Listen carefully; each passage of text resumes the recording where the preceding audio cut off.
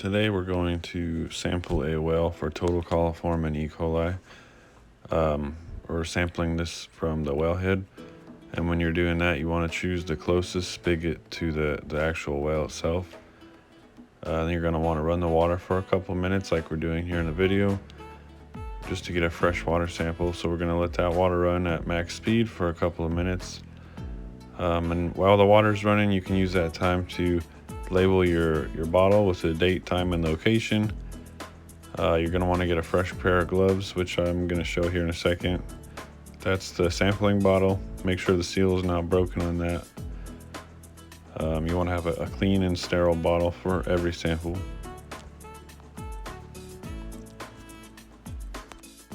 I'm going to speed the video up here just so you're not watching a couple minutes of water running.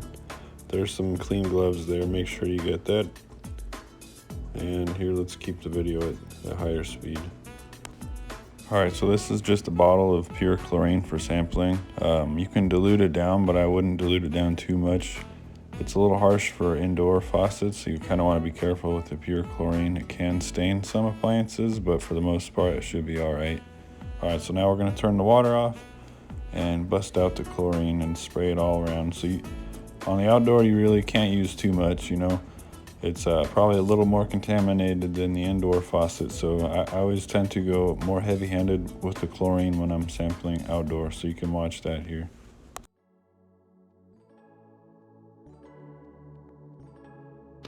It's real important to get inside of the faucet as well. You can see I'm getting the tip of the chlorine bottle like well in the faucet there, and just spray all around. You want to get every little spot.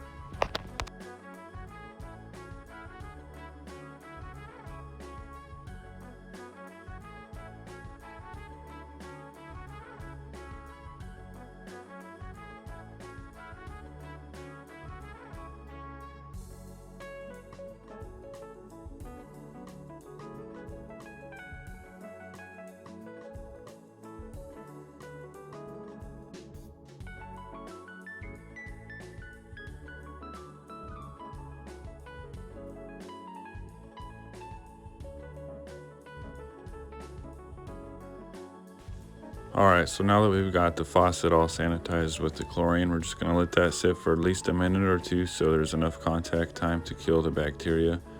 I like to spray a little extra chlorine on my glove and spread it around just to ensure my gloves are sterile, and also it gives me a little bit of a timer, because by the time the chlorine dries on my glove, it's usually pretty dry on the faucet, and at that point it will be safe to flush the faucet with another round of water.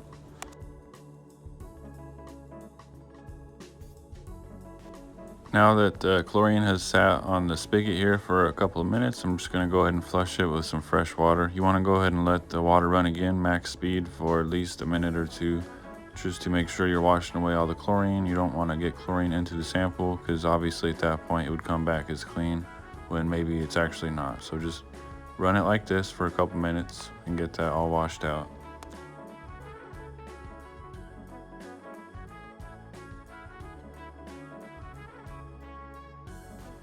Okay, so we ran the water for a couple minutes. We're now ready to collect our sample. This is the part that is a little tricky on outdoor spigots, especially just because they don't always get the most control. The main goal of what I'm doing here is just to get the stream of water to almost a pencil in width. You just want it to be controlled like I have here. You know, it's about the best I could get on this one. You want to have a nice steady rate. You don't want it to be so fast you can't control the fill. And now it's time to collect.